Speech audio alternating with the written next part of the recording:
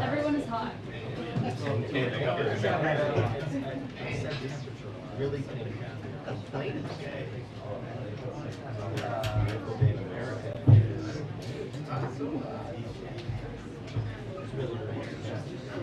it is.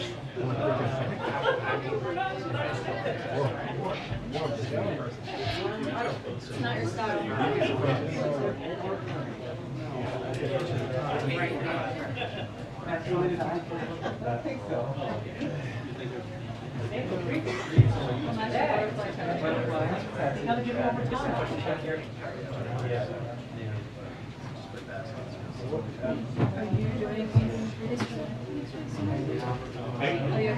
Thanks, how are you? Good to see you.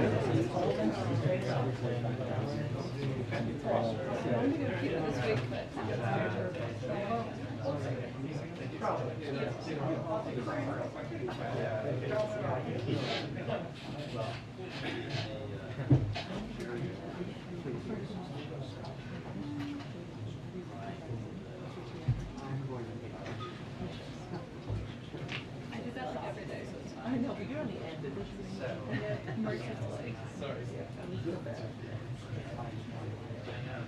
I always go to press and shop to be like, I'm not going to press and shop.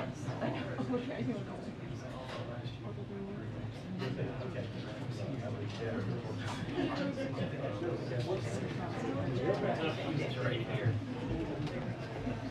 Good afternoon, everybody. Hi, Karine. Hi, Peter. You're like that kid in the class.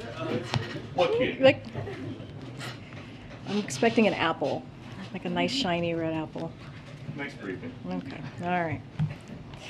Okay, so moments ago, the President signed the instruments of ratification for the accession protocols to NATO for Finland and Sweden.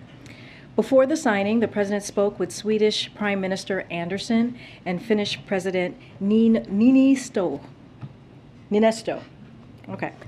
to emphasize the United States' strong support for their decisions to apply for NATO membership and reiterate that the United States will continue to work with our NATO allies to quickly bring Sweden and Finland into the greatest defensive alliance in history. Finland and Sweden will make NATO stronger and deepen the transatlantic partnership at a time when Putin's invasion of Ukraine has shattered peace and security in Europe and fundamentally disrupted the rules-based international order. As the President said, this is a watershed moment for our alliance and for the greater security and stability of the world. As you all saw this morning, today the President signed the CHIPS and Science Act, which will supercharge our efforts to make semiconductors here in America, which power everything from our smartphones to dishwashers to automobiles. You have heard us talk about the economic and national security benefits of this bill for months now. But I wanted to lift up one news story that we heard from the President directly today and from Joshua Aviv directly today, the founder and CEO of Spark Charge. We know this bill is going to help major companies like Micron, Intel, General Motors, Ford, and so many more. But when Joshua introduced the President today, we also heard how the CHIPS and Science Act will help young, diverse, and self-starting entrepreneurs as well. Joshua's company, Spark Charge, is the first mobile ultra-fast charger for electric vehicles. And he also started Currently, which delivers a charge directly to EV owners on the road. He manufactures all the products his company needs at their factory in Buffalo, New York. And the CHIPS and Science Bill will help Joshua build and grow his business. As the President said today, this is a once-in-a-generation law that invests in America itself, a law that the American people should be proud of. Also, as you may have seen yesterday, that Secretary Blinken was in South Africa, and he announced Sub-Saharan Africa. This strategy articulates our new vision for a 21st century U.S.-African partnership. It recognizes the tremendous positive opportunity that exists to advance shared interests along our African partners, and it reframes and recognizes Africa's importance to U.S. national security interests.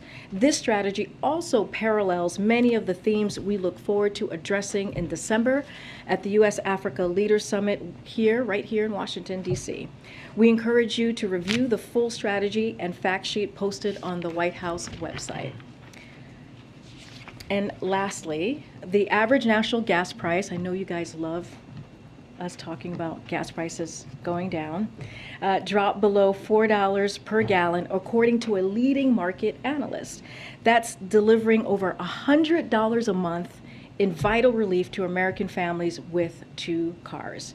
This is the fastest decline in gas prices in over a decade, nearly $1 drop in just 56 days, with gas prices dropping every single day this summer. The most common price at gas stations today is $3.79, and drivers in 5 states can now find gas below $2.99 per gallon from at least 1 gas station. President Biden promised he would address Putin's price hike at the pump, and he has. He is releasing 1 billion barrels of oil a day from the Strategic Petroleum Reserve. He is rallying international partners to release an unprecedented amount of oil, and under President Biden's leadership, U.S. oil production is up and on track to reach a record high. More work remains, but prices are coming down, and the president will continue to call on domestic and international oil producers to increase output so that they can continue to come down. With that, Zeke, you want to take us away? Thanks, Karine. Just briefly, at the earlier chip signing, the president had several coughing episodes. Is it possible to get an update from his physician about his status after his recovery from COVID, please? So, as you know, we shared his negative test today. He has tested negative Saturday, Sunday, and Monday, and now today. We have also said many times, I think during the briefing when we were talking about his COVID case, that he experiences coughs from time to time, independent of him getting COVID. And what he's experiencing right now is the lingering effects of COVID, which is something I'm sure many of us who have had COVID have endured or have to deal with. And so that's what you're seeing at this time. Is there no update from the physician? No, there's no update needed. We had actually said that this was a possibility. We had been clear about that. We actually shared that he has an inhaler that he uses from time to time because he has experienced coughs, as you've heard him from even before COVID, that he has dealt with, and basically what you're seeing right now is lingering effects of that. And we spoke to the doctor about this, and that's what he relayed to us specifically. On a different topic, the FBI is serving a search warrant on the former president's residence in Florida. Was the president or anyone at the White House aware of that search warrant, or has anyone at the White House or the president been briefed in the aftermath of that search warrant being executed? No. The president was not briefed, was not aware of it. No one at the White House was given a heads up. No, that did not happen. Is the White House at all concerned, given the domestic political climate, but also the signal that it sends to the rest of the world, that the Department of Justice carried out this sort of operation on a former president, that it could even create the appearance of politically motivated prosecutors? So first off, and you've heard us say this many times at this podium, you've heard the president say this, the Justice Department conducts investigations independently, and we leave any law enforcement matters to them. It would not be appropriate for us to comment on any ongoing investigations. I can say that President Biden has been unequivocal since the campaign. He believes in the rule of law, in the independence of the Justice Department investigations, that those investigations should be free from political influence, and he has held that commitment as president. I want to also remind you all of what he said on January 7th of 2021 when he then nominated Merrick Garland to be the Attorney General, and I quote, "We need to restore the honor, the integrity, the independence of the Department of Justice in this nation that has been so badly damaged." And so many former leaders of that department in both parties have so testified and stated that. I want to be clear to those who lead this department who you will serve. You won't work for me. You are not the president or the vice president's lawyer. Your loyalty is not to me. It's to the law, the Constitution, the people of this nation to guarantee justice, end quote. So I would refer you to the Department of Justice. And just lastly, does the White House, if the president believe would be helpful both domestically and signal that sense abroad for the Department of Justice to be more open about the reasons for that search warrant, the underlying evidence there? Again, this is not something I'm going to comment on today or from here at all. This goes to the Department of Justice, and that's where I refer you to.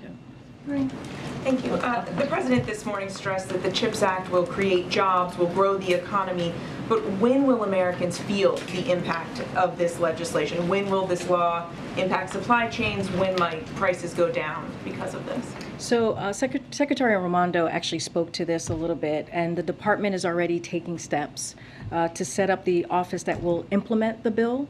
And so we'll have more details on that soon, but we are working hand in hand with private companies who are already announcing new investments here at home because we passed this bill. We had said for many months that we needed to send that signal for companies who were making decisions by the end of the summer. So by passing this and now the president signing this, we have sent that signal. So you see companies working on that, private companies.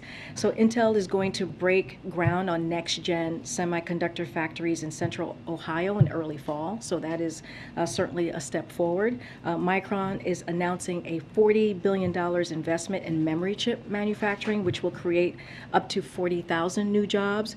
And Qualcomm and Global Foundries are announcing a new partnership, including $4.2 billion in chips manufacturing.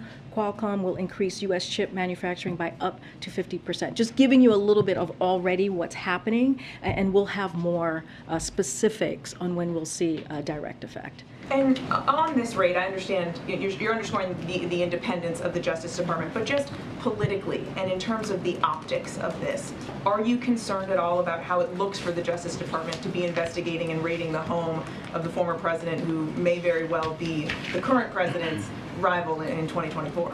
Again, we're just not going to comment on any ongoing investigations from here. And to Republicans who say it reeks of politics? Look, I'll say this. The president and the White House learned about this FBI search from public reports. We learned just like the American public did yesterday, and we did not have advance notice of this activity. President Biden has been very clear from before he was elected president and throughout his time in office that the Justice Department conducts its investigations independently. He believes in the rule of law, and what we are a nation of law, and we defer any incoming on this particular incident yesterday to the Department of Justice. Follow up on that, Karine. The Republicans have said that they will probe this raid if they take over the House or the Senate after the November elections. What's the White House's reaction to that? Again, I'm just not going to comment on any reaction to what happened yesterday. We are going to refer any incoming to the Department of Justice. Okay. But that's not really about DOJ. It's more about what might be coming your way if the election does not go your way. That's a hypothetical, and I'm just not going to entertain it at this time. And another topic, the House is meeting on Friday to vote about the Inflation Reduction Act. Assuming that they go ahead and pass the bill, what are the president's plans for signing it? No plans at this moment to share with all of you. As you know, there's an enrollment process. It takes some time before the bill can get signed. Nothing to share at this time on what that looks like. So we just are looking forward, we are grateful for what the Senate was able to do just a couple of days ago, and we are looking forward to the House passing it so that we can deliver for the American people. Yeah, and then I'll come back. Just to follow up on the Republican criticism of this search warrant that was executed on Mar-a-Lago, does the president believe that the Justice Department acted accordingly here? That is not. I'll say this again. That's up for the Department of Justice to decide. It is when it comes to the criminal investigation, it is independent, and they make that decision. And has the White House been told whether or not Attorney General Garland signed off on the search warrant himself? We learned about this. The president learned about this just like you all did through the public reports, and we learned about this just like the American people did. So you don't know whether or not Garland signed off on it? I don't have anything more to share. So like I said, we did not know about this, and we have not been briefed on this. We learned about this just like the public, just as you all were reporting it through the public reports. And on the president's agenda, how does he plan to use the string of wins that the Democrats have had lately to turn it into a sense of momentum, not just for his own low approval ratings, but also to help Democrats in the midterm elections? So look, what we have seen this past week, and I would argue the past 18 months, has been a president who has a legislative success, more legislative success than any modern president. If you think about the American Rescue Plan, if you think about the bipartisan infrastructure law, if you think about what's going on with CHIPS, what's happening with the Inflation Reduction Act that we are grateful for, and it looks like it's going to be passing out of the House in a couple of days, and so much more. Burn pits, all of these successes certainly is something that the president has talked about for many years. If you look specifically at the Inflation Reduction Act and those components that are incredibly popular when you think about how the American people feel about these, about lowering costs, energy costs, lowering premiums, healthcare premiums. These are things, and especially the Medicare to be able to negotiate, these are things that Democrats have been fighting for 34 years. And special interest groups have said no and have not allowed, congressional members to work really hard and pass bills to lower those costs for American people. And finally, what we have seen this week is a win for the American public. And so the president, the vice president, cabinet secretaries, congressional members are certainly going to be out there talking to the American people, talking about these wins for them that we were able to work together on.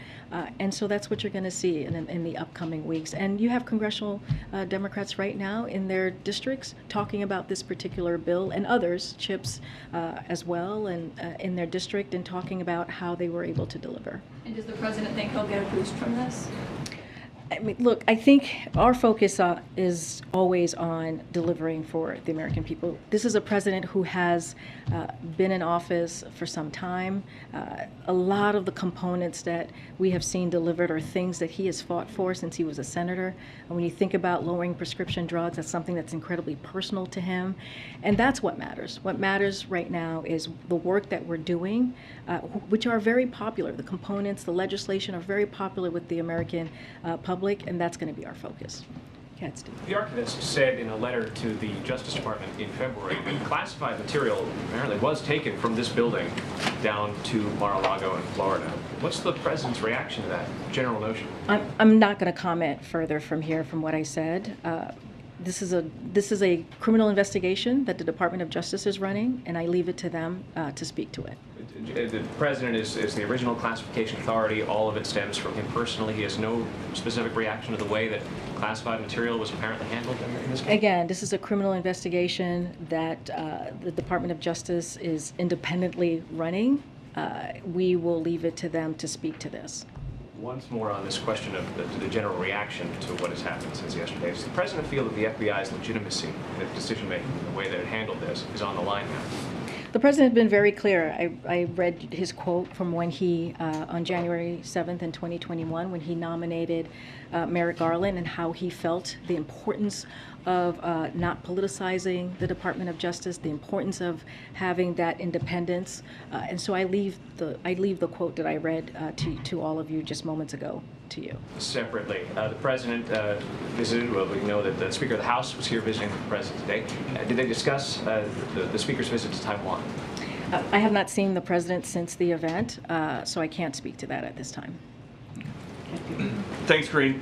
Do you consider Donald Trump to be a political rival of President Biden?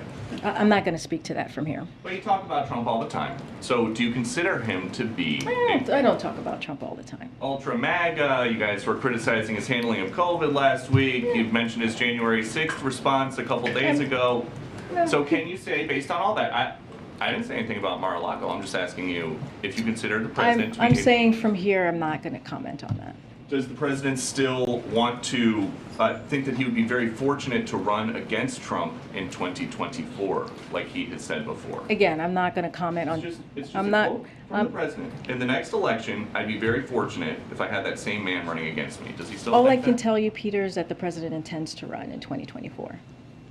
Is there a concern here that if you guys don't say more, then these Republicans who are accusing this White House of weaponizing the Justice Department, weaponizing the FBI, that's going to become the public sentiment? If you guys don't say once and for all, we are not doing that. First of all, we're just not going to comment on the Department of Justice investigation. Okay, we're then I'll make it we're easier. just not going to comment on Is that. this White House weaponizing the Justice Department and the FBI against political opponents? The president has been very clear from before he was elected, very clear on this. Hold on. It's Throughout just- his he's time president in now. office. I heard the quote. We will be playing the quote tonight at 6 o'clock. Is this administration weaponizing the Justice Department and the FBI against political opponents? Peter, the president believes in the rule of law. The president believes in the independence of the Department of Justice. That's a yes or no. Just No, is that the is, White House... no, it's a yes or a no for you. I'm answering the question. You may not like it, but I'm answering the question. And I'm answering the question and I'm telling you that we are not going to comment on a criminal investigation. The president has been very clear.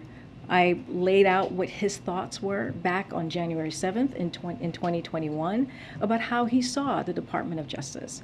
And I'm just going to leave it there. We're not going to comment from here, from this White House, on a criminal investigation that is currently happening. And just one more about the Inflation Reduction Act. Who around here decided that Americans were crying out for more interaction with the IRS? I don't understand your question. You have to say more. Do you think it's going to be popular when the 87,000 new employees hired by the IRS go around and start auditing people to pay for the Inflation Reduction Act? So it's very clear, the IRS commissioner was very clear on this. He said that on the record, that it will only apply to those earning over $400,000. The commissioner said, and I quote, "These resources are absolutely not about increasing audit scrutiny on small businesses or middle-income Americans, as we have been planning our investment of these enforcement resources is designed around Treasury directive that audit rates will not rise relative to recent years for households making under $400,000. So no this is focus on those who are corporate wealthy tax cheats that congressional Republicans wanted to defend. That's who they wanted to defend. They wanted to defend those corporate tax cheats. This is not about that. This is not about folks who make less than $400,000. So no new audits on anybody making under $400,000 No. a year? Very clear, no. Hey, Monica. Welcome to the briefing room. Thank you very much. Former Vice President Pence called on the Attorney General to provide a full accounting of the FBI search at Mar-a-Lago. Is that something the White House would support? I'm not going to comment on I'm not going to comment on this. I'm refer you to the Department of Justice. And has the President spoken with the Attorney General today? I'm just not going to speak further on any conversations there's no calls for me to preview. Again, just not going to comment on any ongoing criminal investigations. When it comes to student loans and the current pause on the payments, they're set to expire at the end of the month. A lot of borrowers told us that they feel they've been left in limbo, making it difficult to plan financially. Is there any update on that expected? When can they expect that? And would it possibly just be another extension, or what else is on the table? So the president spoke to this when he was asked, I think about 2 weeks ago, about the student loan and his decision. He said by the end of August. So we're still kind of at the beginning, getting into the middle of August. So when he's ready to make that decision, we will let you know.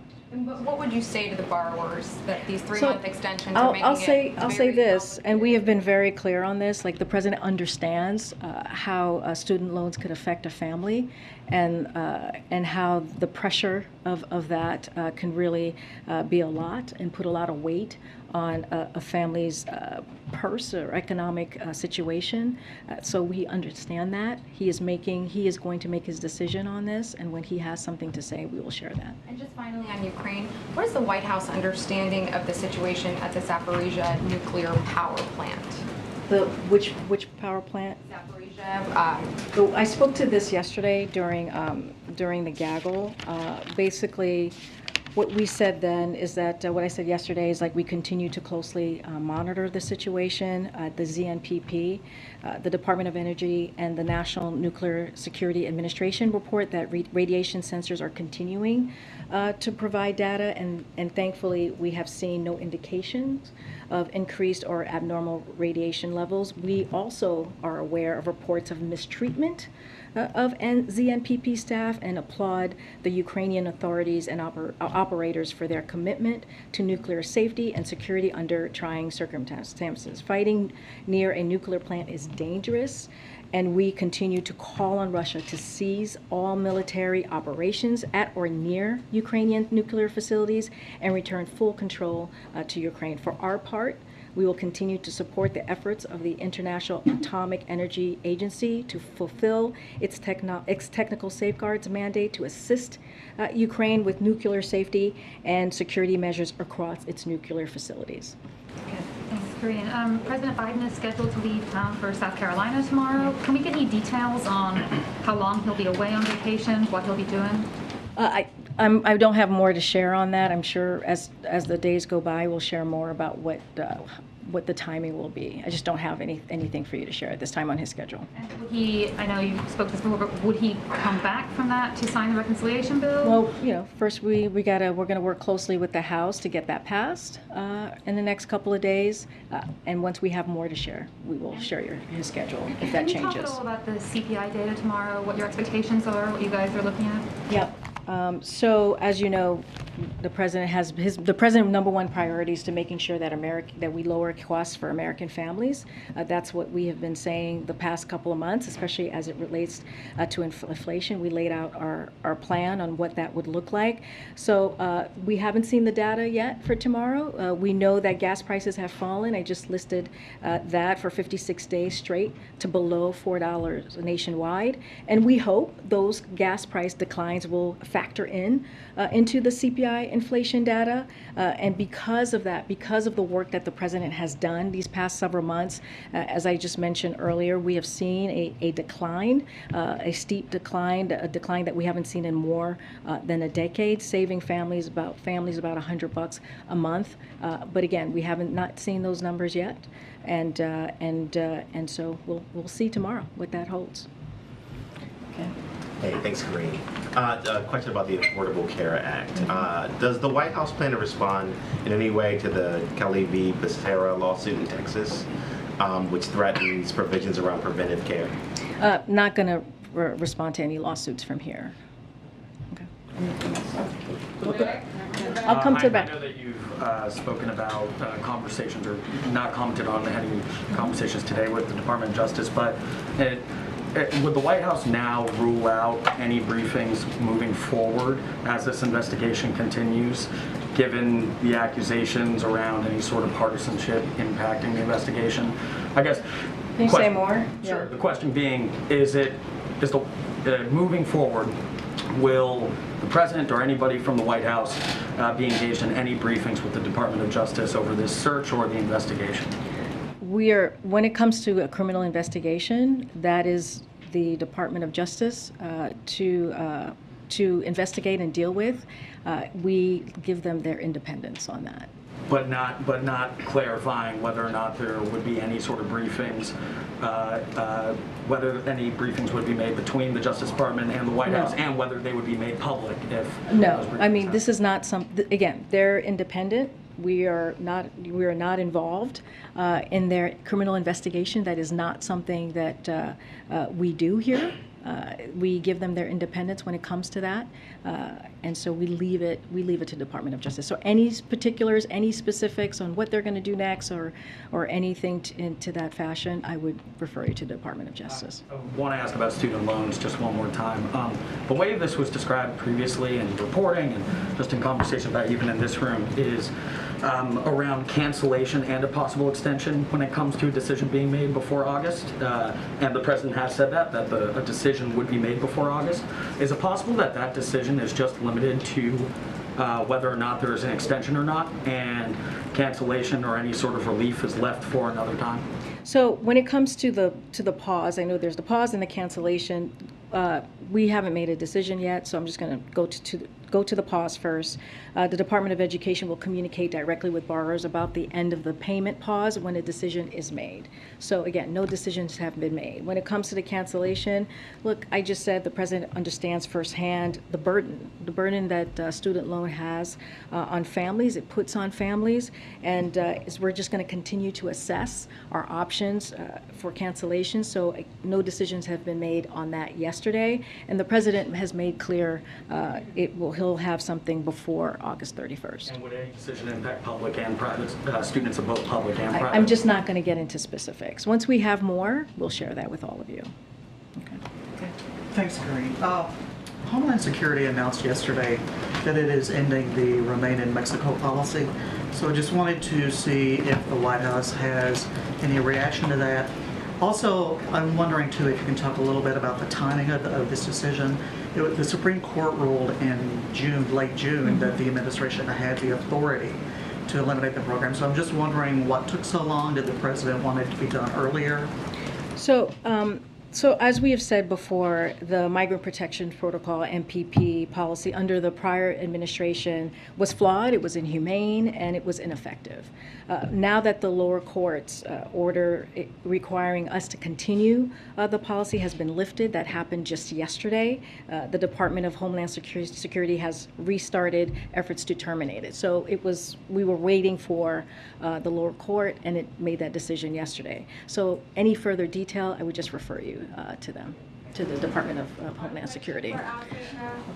So CPI inflation is coming up tomorrow. Another question on that. So you've pointed out that gas prices are not falling. You said the government spending won't really affect inflation going forward. So then has the American people seen inflation peak, and is it now coming back down? Look, what I can tell you is I explained CPI.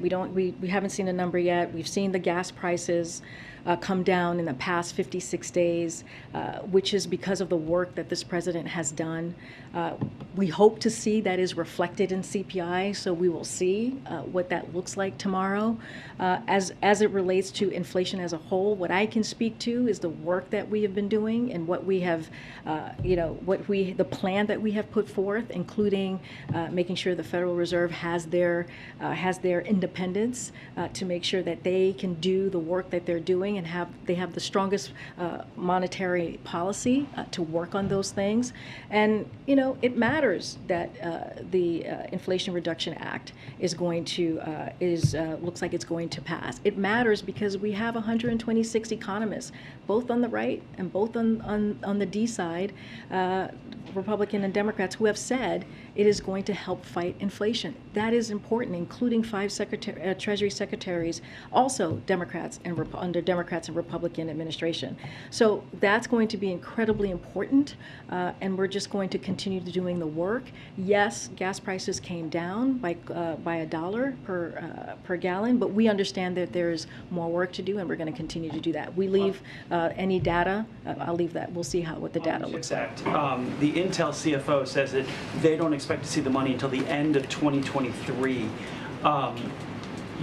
So then the jobs the president is promising from this act, will they then have to wait till 2024 as the money cycles through? Well, I mean, I was kind of clear on this, and we have been for the past several months, and I said this moments ago.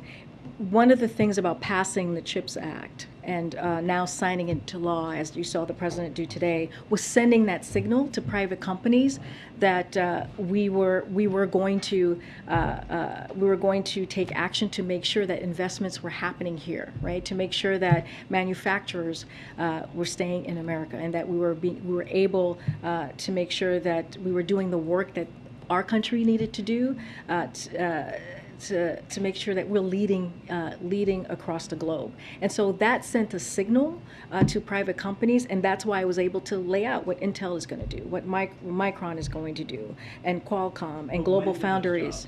When will we see those jobs? Well, I think we'll have more to share. This is the question that I kind of gotten, like when are the American people going to feel the impact? We'll have details on that very soon. In the meantime, we're taking steps to set up the office to get this done as quickly as possible. But I think what's important here is that this commitment that we have made, again, CHIPS bipartisan, very important. Both Republicans and Democrats came together to get this done, shows a very loud message to private companies that we want to make sure that we are investing in America and also can compete across the globe. Okay, Sebastian. Thank you, Karine. So I'm not asking you to comment on the Justice Department side of this, obviously, because I know your answer. But politically, is the president, who's the country's leader, is he confident that he has a plan to address the way that a lot of Americans, maybe even a very large number of Americans, are being told and may now believe that Donald Trump is being persecuted, that the deep state's coming after you, that the IRS and the FBI are corrupt, all this kind of stuff. This is really believed, apparently, by really a lot of people. He's the leader of the whole country, as he often says. Does he have a handle on this? Your question is still asking me to comment on what's happening, right? By me answering it is still asking me a question to comment on it. Oh, absolutely. So I'm going to stick to what I've been saying, is that this is a criminal investigation that's independent to the DOJ, and we leave any inquiry, any questions about what is happening to the Department of Justice. Okay. Thank you, Karine. One on NATO, one on Ukraine. The President urged the remaining 7 NATO members to complete ratification process for Finland and Sweden, as he said, as quickly as possible. What is desired time frame when he wants other leaders to complete the process? By the winter, by the end of the year? And what's his message to those leaders of those 7 countries, including Turkey? So we don't have a timeline to share. I think what you were hearing from the president is his strong support, clearly, from not just from him, but from Congress, from Americans, about how we support this expansion, this ratification that we saw today with Sweden and Finland. As I just laid out, he spoke to both of them. I hopefully have put out a readout by now, so you'll hear directly from us on how those conversations went. And so, we're going to continue to work with our allies and partners to strengthen defense and deterrence, and to avoid to strengthen that defense alliance. It's one of the strongest that we have seen in modern times, and a lot of that is because of this president's leadership. And so we're going to just continue to make sure that we make our voice clear. But I don't have a timeline to share.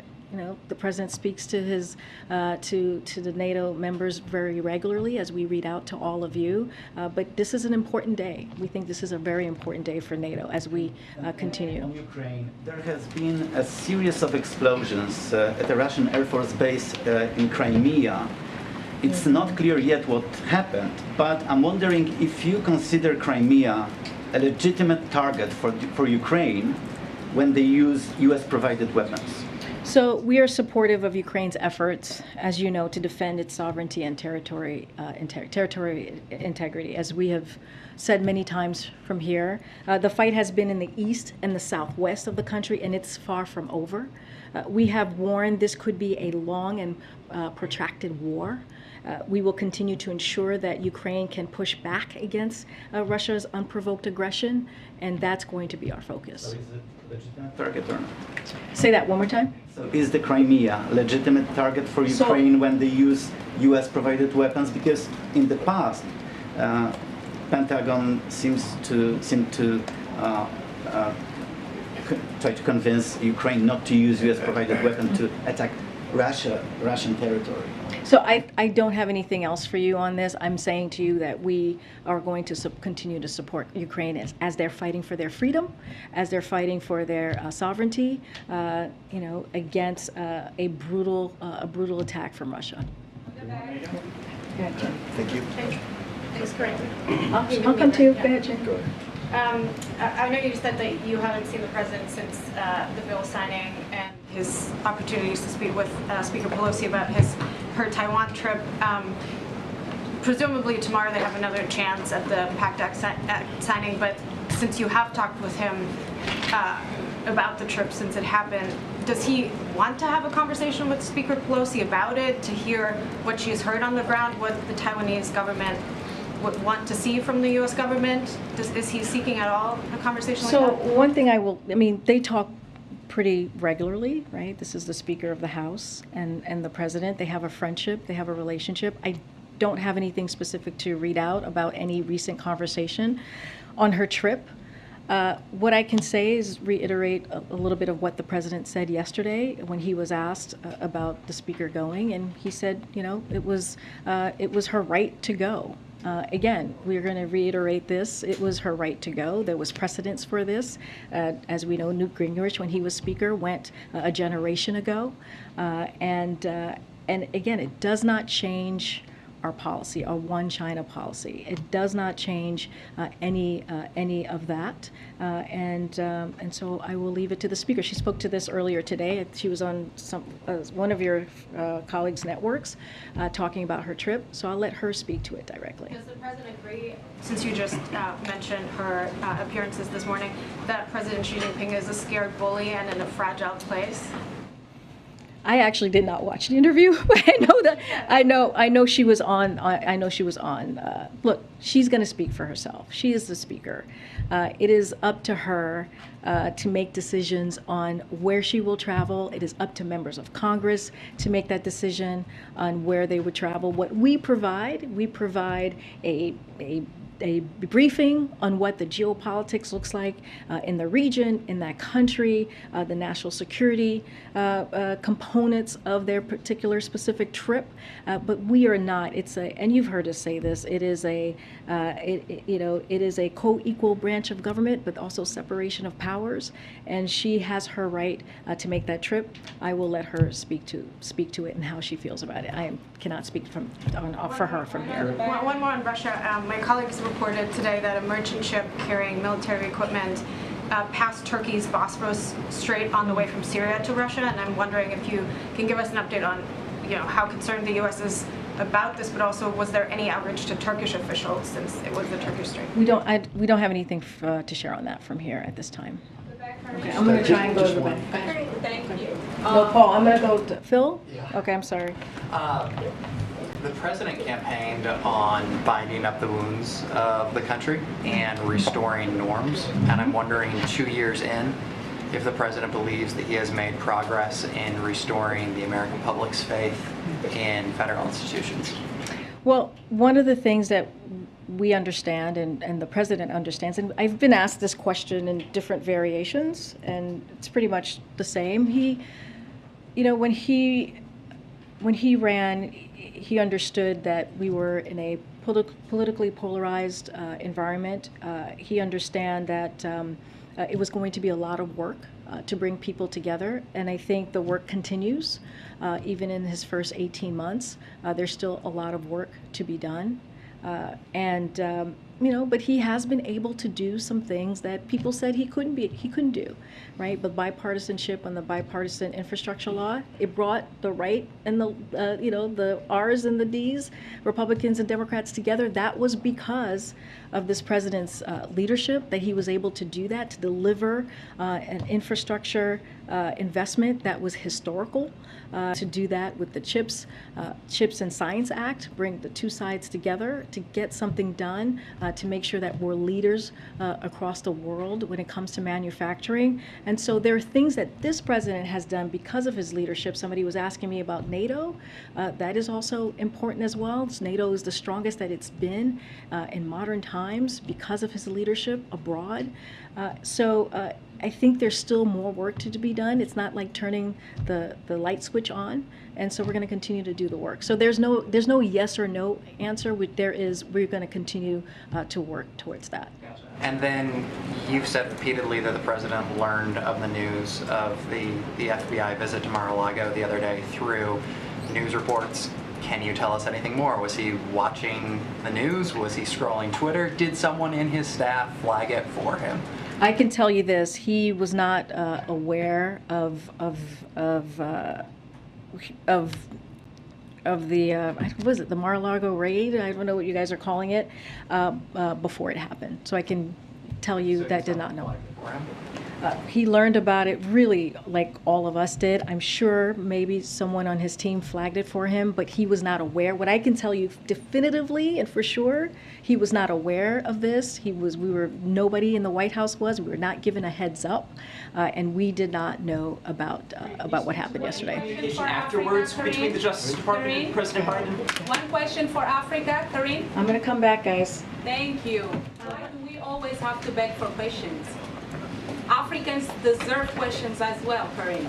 Come on. What is the latest on communications with Beijing, and are there still efforts to find a meeting for a face-to-face? No update on his schedule on any meeting at this time. Look, we've said this many times that we're keeping the line of communications open with Beijing. The president spoke with President Xi not too long ago. We read that out. It was more than a 2-hour and 20-minute conversation. That was his fifth conversation with the president, and on staff levels, there's an open dialogue that we're going to keep. Can I have a question, Karine? Okay, I'll take a couple more questions. Okay, I'm gonna take. Guys, go ahead. Okay. Give me a second. We have been asking for Go ahead. questions Go ahead. every time, and even when you give questions to Simon, it's because he forced. We don't need to force for question. We also deserve to have a question. I will get. Do you have something against African reporters? On Afghanistan, Jake Sullivan said last year that there was going to be an extensive top-to-bottom review of the bill and how that went. Can you start again because someone was yelling over you?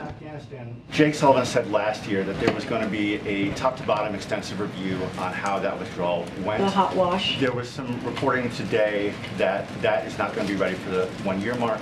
I guess the question is, why is that process taking so long? What has been the holdup there? So I know you're talking about the hot washing specifically. So the update that I can give you from here is that departments and agencies have begun their independent after-action reviews of the operations at the end of the U.S. military mission in Afghanistan. And again, once those internal reviews are done, we will have an opportunity to look at the full picture. Once they're done, we will give you the full picture in a way that will help inform future operations. Department and agencies will share lessons learned consistent with operational and classification security. It's just still underway. Once we have that, we will share our lessons. So that's the lead on like agency level, department level. You haven't, White House hasn't received anything. From what I understand, it's the department and agency levels. There's no set timeline for when that's. Don't have a timeline for you on this. Go ahead. Can I Go ahead, have Andrew. a question, Karine? Thank you.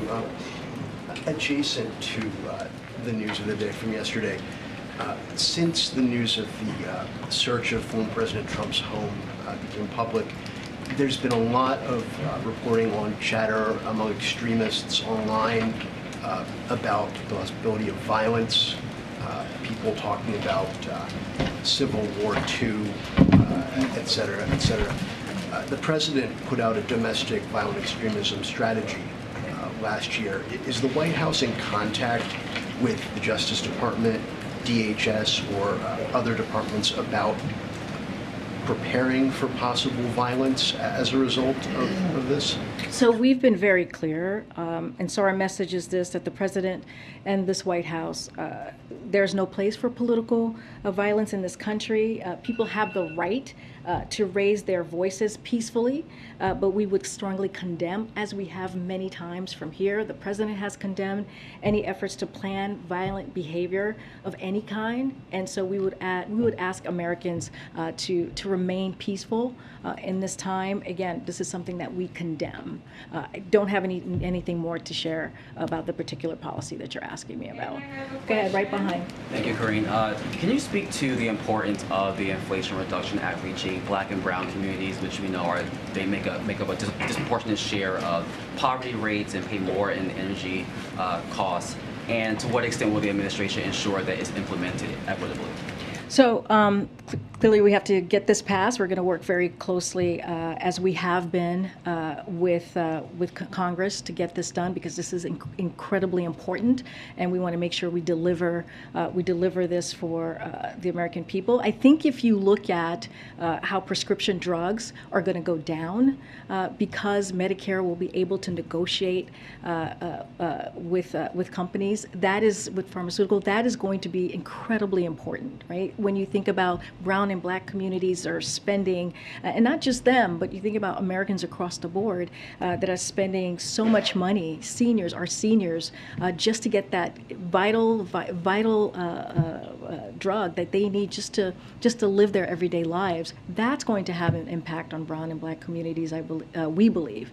And when you think about utility bills coming down because of this investment that it's going to make in lowering energy cost. And so those things are going to make a difference. When we think about the ACA premiums, that's gonna keep our lower cost on healthcare. That's going to make a difference in communities as well. And so when you law, does he believe in the rule of law when it comes to the former president or even his son? I'm not going to comment anymore on both of the topics that you just mentioned.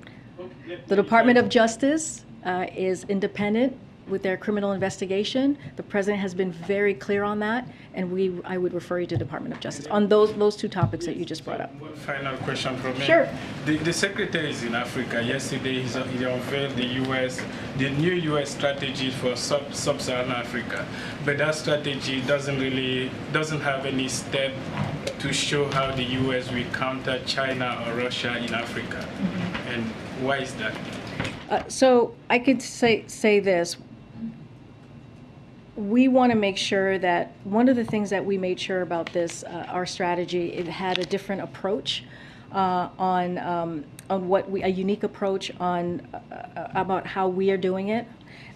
So we seek to engage not only government leaders, but a wide range of African and U.S. stakeholders, such as youth, business, civil society, and the diaspora. As you know, there's going to be a summit here in December 13th to the 15th. And so that's something that I want to make sure that is said as we're headed to the summit in just a couple of months. And our relationship as it relates to Africa, we believe, is incredibly important. I just laid out what the secretary talked about. So we want to make sure we're reinvigorating and modernizing U.S. partnerships across the continent, building substantive reciprocal partnership with African governments, institutions, and public based on the principles of mutual respect, equality, and other shared values, and strengthened by our long-lasting historical and cultural connections. So we want to make sure that our commitment is there. There's going to be many issues to talk about for the summit, and as we lay out our strategy strategy for Africa. It's going to be about national security. We'll talk about COVID. We'll talk about food security, other items as well. That's going to be important to both global challenges. That's going to be important to African nations and also